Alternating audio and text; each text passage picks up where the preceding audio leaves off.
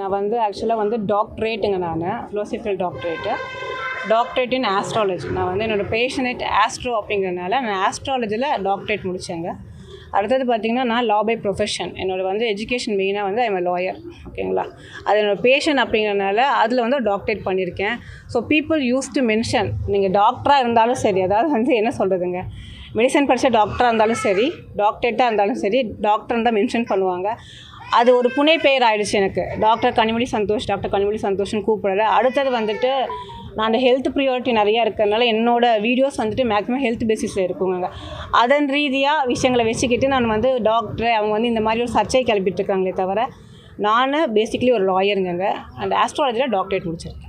இப்போ மறுபடியும் அவங்களுக்கே வந்து கொடுக்குற மாதிரி அதாங்க இன்றைக்கி தான் நம்ம பார்த்துட்டு வந்திருக்கோங்க. டிஸ்கஷன் முடிச்சதுக்கப்புறம் என்ன அப்படிங்கிறது கண்டிப்பாக சொல்லலாங்க. அவங்க மக்களுக்கு வந்து மக்கள் சஃபர் ஆகாத விஷயங்கள் என்னவோ அதுதான் எங்கள் அரசு கண்டிப்பாக பண்ணி கொடுப்போங்க.